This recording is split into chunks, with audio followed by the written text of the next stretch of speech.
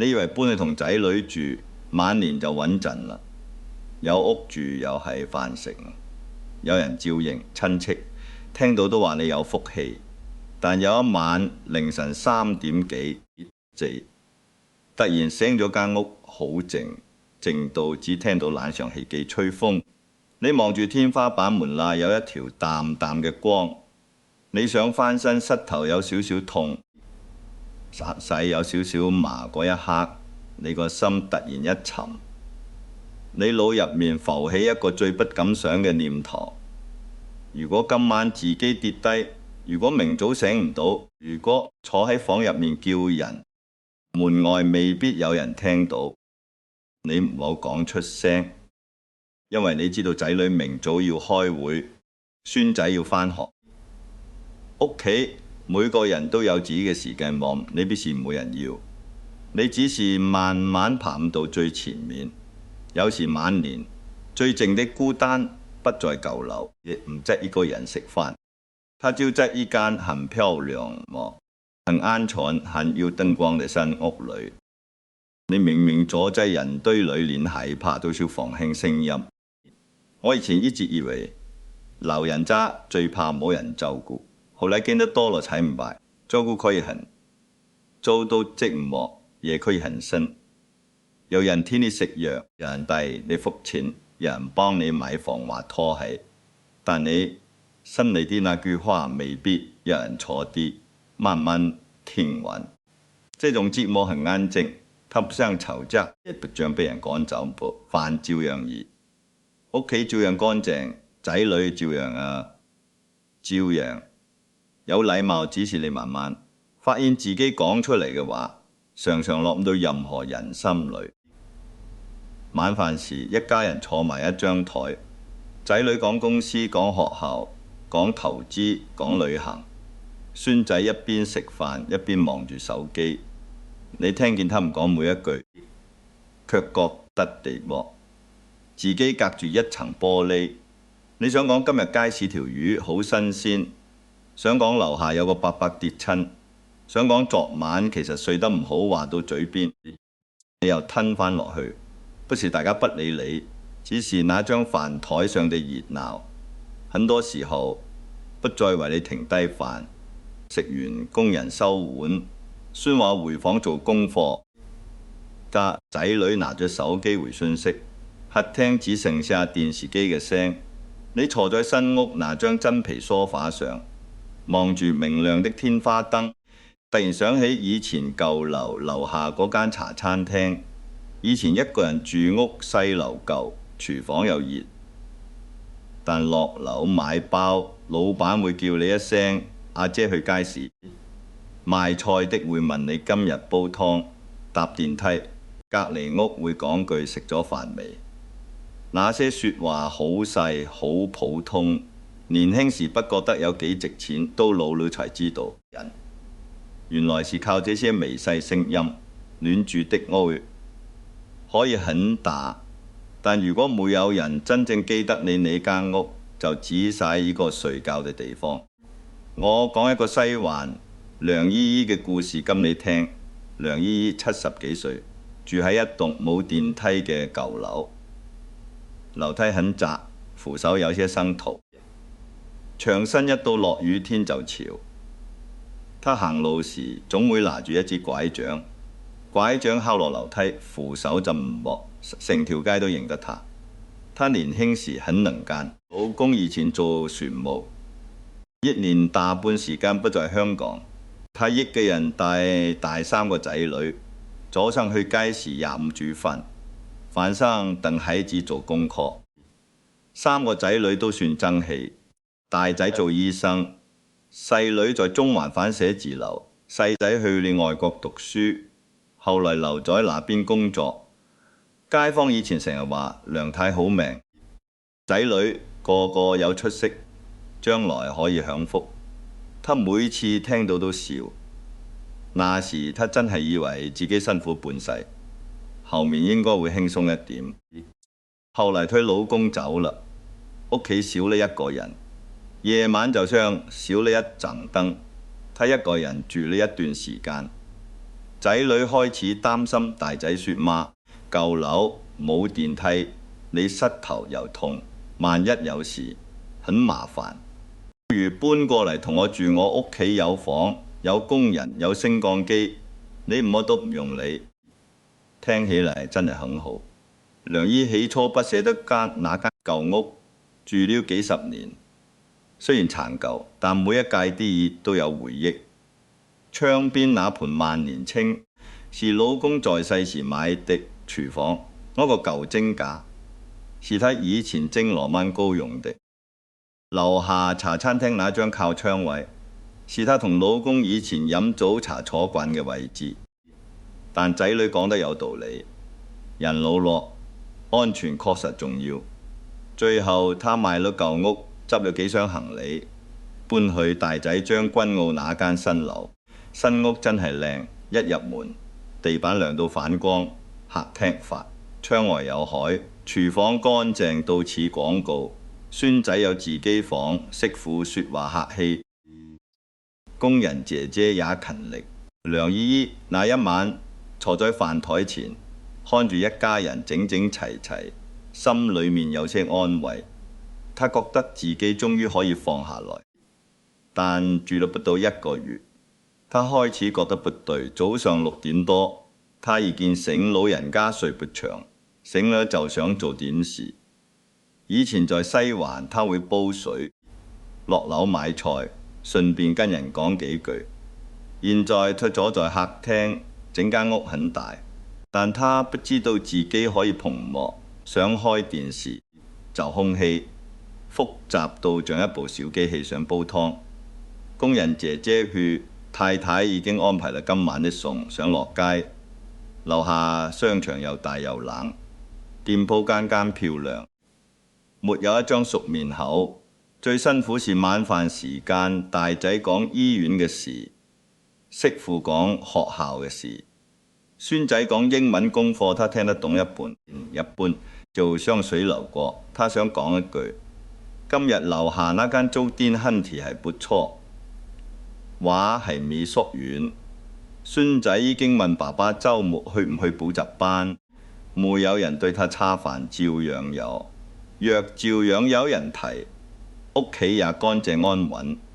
只是他慢慢發現自己在這個家裏變得很輕，輕到坐在飯台旁邊，也像坐在一個很熱鬧的圍圍。大家日子一直往前走，他坐在裏面卻常常跟不上。2個月後，梁姨姨佢想搬回西環，大仔很緊張，佢舊樓不安全。細女也勸他媽：這路環境咁好，你不要固執。梁姨姨只講了一句：知道咁都有，但我不知跟大講話。這句話很輕，輕到年輕人聽完只會覺得老人家不適應。但如果你到了一定年紀，你會聽到裏面何種空。人不是只要一張床、一碗飯、一間房，人還要有幾句說話，有一點被記得，有一個地方讓自己不是客人。後來梁姨姨還是回了西環，她一個人住，早上買餸，下午看電視，晚上有時去樓下坐一坐。呢節不算好也不算壞，至少街坊認得他。茶餐廳老闆見他幾日沒來，會問一句：隔離屋陳太出門，會敲敲佢嘅門，講句早晨。有一年雨季，他出事啦。那天廁所地滑，他一踏入去，腳下一失，整個人跌在地上，手機放在房裏，門關住，他喊不大聲。樓下街市很嘈，沒有人聽見。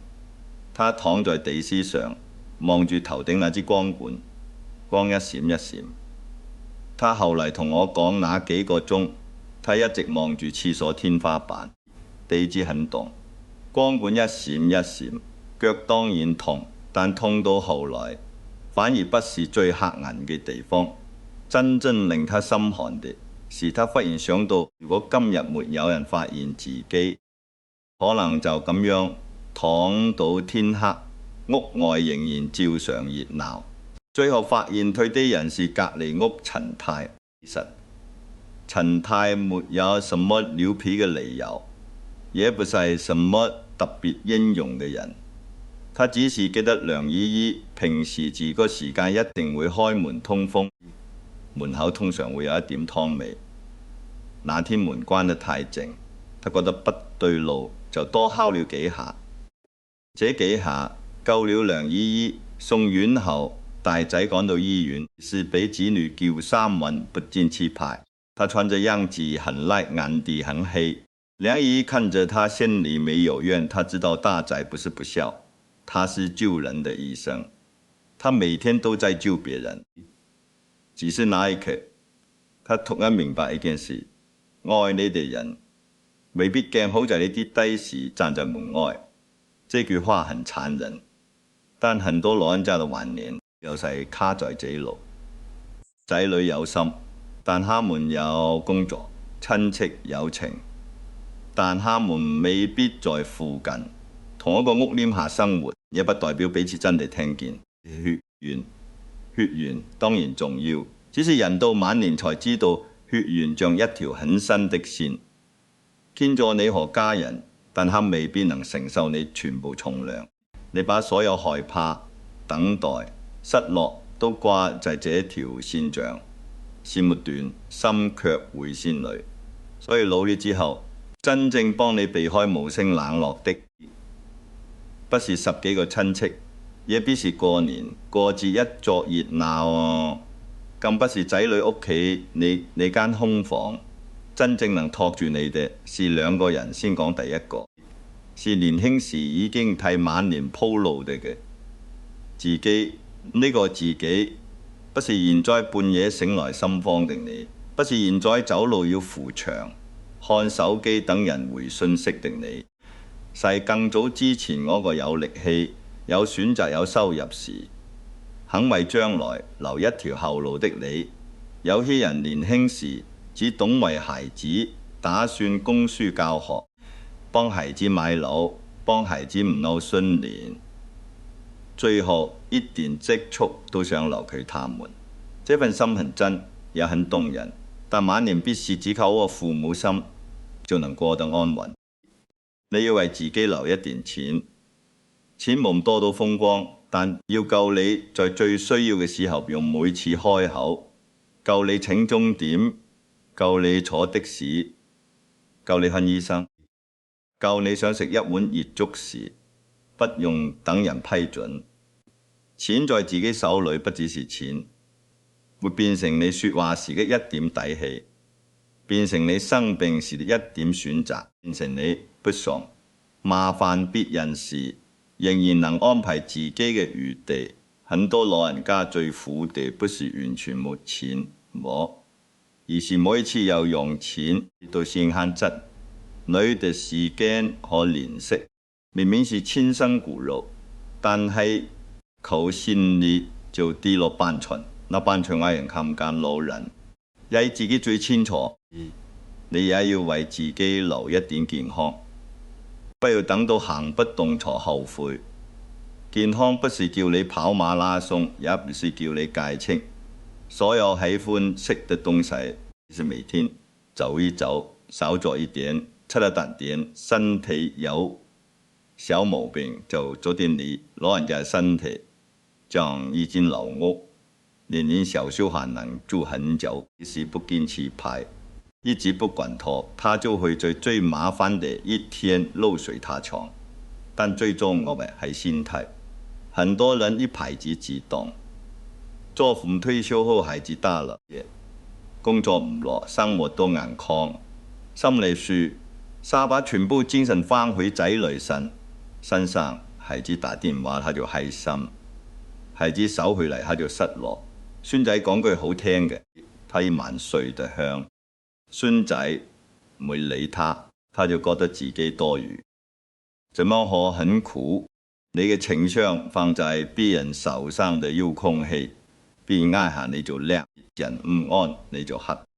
時間久了，連你自己都忘記，原來心裏了那盞燈也可以自己慢慢點起來。人到中年以後，要練習自己同自己相拍。你要任習自己同自己相處。你要有一樣真正喜歡做的事，不是為了叻，不是為了激人看，是為了讓你晚年有一個地方安放自己。有人畫畫，有人寫字，有人聽粵曲，有人種花，有人去公園行路，有人去茶樓看報紙。事情唔需要高級，只要是真的喜歡。人老了之後，有一件事可以慢慢做，心就不會整天趴在門口等人回來。我識一個北角伯伯，80幾歲，冇兒冇女，以前做倉務，人工不高，但他後生時慢慢供了一間細屋，也勞了一點積蓄，現在腳抱。他請物理治療師每星期上門3次，又請一位本地姨姨幫他清潔煮飯。他每日固定落樓飲熱奶茶，坐同一個位看半份報紙。有次佢同我講：我老了，7萬萬黐牌，但我的日子還是我自己。這句話比很多猴仔都跪，他也會變，也會寂寞，也會怕。但他不用每一件事都等人安排，不用買個拐杖都要先問第，不用想出門剪頭髮都要等孩子有空。他的安穩不是天生好命，是年輕時我個自己替他留咗後路。這就是第一個人，你今日多照顧身體一點，將來的你少痛一點。你今日留下自己嘅錢，將來的你多一點尊嚴。你今日學會一個人也能過日子，將來的你唔會被沉默嚇到。這些準備冇掌聲，也不會立刻見效。但有一天你半夜醒來，心裏會穩一點，因為你知道自己唔是完全唔摸底。再講第二個人，是你身邊嗰個唔摸血緣但很搭把手嘅人。這個人可能是吉尼柯，可能是茶餐廳嘅熟客，可能是公園陳雲認識的老友，可能是長者中心呢次飲湯嘅人，可能是你以前的舊同事。他不是你戚人，冇法律責任，也冇家族名分，但真正出事那一刻，第一個聽到你門後聲音的人，常常就是這種人。我以前真係旺角一層舊樓，聽過另一個故事。嗱，層樓很舊，走廊窄，牆身有油煙味，樓下係大排檔。一到晚上，鑊氣一路飆上樓。那裡住了兩個女人，一個70幾歲，一個50幾歲。他們不是親戚，開頭連名字都不太記得，只是門口對門口70幾歲我個何姨老公走了很多年，兒子在加拿大。50幾歲我個梅姐離了婚，一個人返工，一個人回家。開頭他們見面只會點點頭，講句早晨。後來何姨有時整羅磨糕，會留一小碟給梅姐。梅姐下班買菜，會順口問一句有冇嘢要買。就嗰幕日子慢慢熟絡，不是很親密，又不是天天傾心事，只是知道對方住在哪裡，知道對方幾點出門，知道對方最近膝頭痛，知道對方過年未必有人陪。有一次何日膝頭痛到下唔了樓，他拿起電話想打佢加拿大嘅兒子，號碼按你加拿大嘅兒子，號碼按你一半，又唔停了。他怕兒子擔心，也怕兒子覺得麻煩。最後是梅姐下班回來見他，門口沒開，敲門問他知道。他捉不動，梅姐第二天請了半日啦，假陪他去復診。那天下大雨，梅姐整件衫都濕透，頭髮滴水，但她手上拿袋藥，用2層膠袋包得好好，一滴水都沒擠進去。何姨看着拿袋藥，眼睛紅了很久。她後來講：那刻我不是感動有人幫我買藥，我是感動有人記得我還在仔女。這句話很重。人老了需要的不只是幫忙，更細一點講，是俾記得。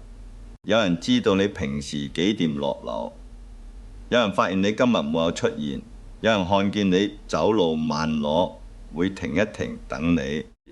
這種人情不是突然來的，它是平日一聲早晨，一次留送，一句慢慢行，一個笑容，一點點積出嚟嘅。你平時對人關門，出事時就很難，有人推門。你平時願意跟世界保持一點溫度，晚年才會有一點溫度回到你身上。不是叫你逢人就交心，亦唔是叫你把家裏事周圍講，只是從今天開始留意你身邊呢那些日常出現嘅人。樓下保安幫你開門，你講句唔該；街市檔主認得你，你笑一笑；茶樓伙計替你留位，你講句慢慢來；隔離屋見面，你講句早晨。不要小看這些小動作。很多晚年的救命蛇，就是從一支早晨開始，激起來情緒越來越冷，對於越來越怕麻煩人。可是人一老就會明白，完全不麻煩任何人，其實是一座孤島。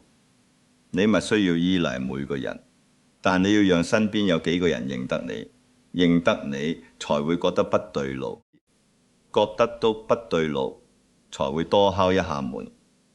這一下有時就是唔明，所以晚年要有兩隻腳，一隻腳自己，你的錢、你的健康、你嘅心態，你能唔能一個人安穩地過一日？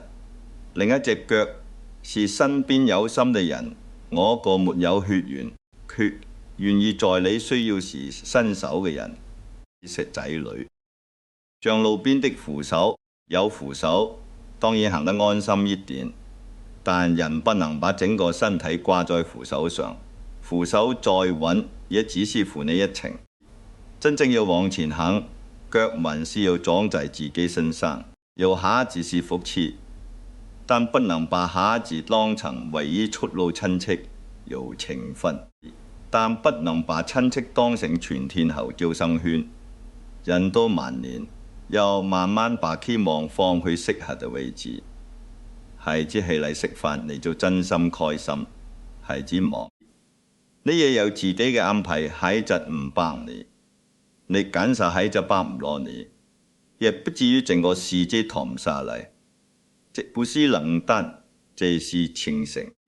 很多父母心裏都有一張唔好寫出嚟嘅合約，呢張合約大概是我養大你，你將來要陪我，我為你捱苦，你老了要照顧我。這份心情很真，也很人性，但問題是孩子未必知道自己簽過這份約。你一個人把期待寫滿，對方做唔到，你就覺得他欠你，到最後你同他也累。把這張無形的合約慢慢放下，唔止放棄親情，是讓親情變得輕一點。孩子嚟看你，不再像交功課，你見到孩子也不再暗暗計算他。隔了幾多日，你們可以好好食一餐飯，講幾句近況，唔用每次見面都變成一場責任審查。人老咯，心輕一點，日子就順一點。今晚回家你可以做一件很簡單嘅事，拿一張紙寫兩行字，第一行寫自己現在有多少能力照顧將來的自己，這裏不是只講錢，也包括身體、住處、醫療、生活習慣、心態。第二行寫身邊有一個沒有血緣，但你相信緊急時可以打給他嘅人，可以是街坊，可以是茶友，可以是舊同事，可以是陳韻朋友。如果第一行很空，就開始補第一行。如果第二行寫不出人，就從明天一句早晨開始。不用一下子改變人生，70歲開始也不遲80歲願意踏出一步，也總比坐咗等天黑好。今日多走10分鐘，明日跟晚老朋友通個電話，今日對吉尼歐笑一笑，明日係寫終身錯咗，你不用立刻有朋友，也不用立刻變得很多人，你只要開始把自己從等待裏慢慢領回來。有句話，我很喜歡老樹不追春，仍然能夠黃昏裏不站穩。人老了也一樣，唔用追住仔女腳步，唔用追住熱鬧的聲，唔用日日等別人騎你。安心，你把根紮好，把自己嘅一字整理好，把身邊那幾盞小燈慢慢點起來。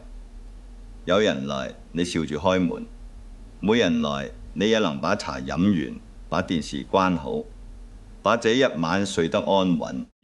真正的晚年安全，不只是住進大的屋，是無論住在哪裡，你都冇把自己弄丟。同仔女住可以是福氣，也可以是一床安靜的失落。差別不在屋有多大，不在飯有多豐富，也不在仔女有幾成功，差別在於你心裏還有沒有自己。屋外萬畝沒有人情路落，靠得住的不只是孩子和親戚，真正托住你的是早年替你鋪路的自己，和晚年路邊願意扶你一把的有心人，一個在你心裏，一個在你身邊。有了這兩個人，你就算住喺仔女家裏，也會把自己活成一個安靜嘅客人。你就算一個人住，也會完全俾寂寞吞下去。到某一日半夜3點幾，你再次醒來，屋企依然安靜，冷氣依然有聲，門罅依然有光。你望住天花板，心裏別再咁慌，因為你知道孩子忙，有孩子忙的路；親戚遠，有親戚遠的命。你的生活還有自己撐住你的，附近還有一點人情亮住。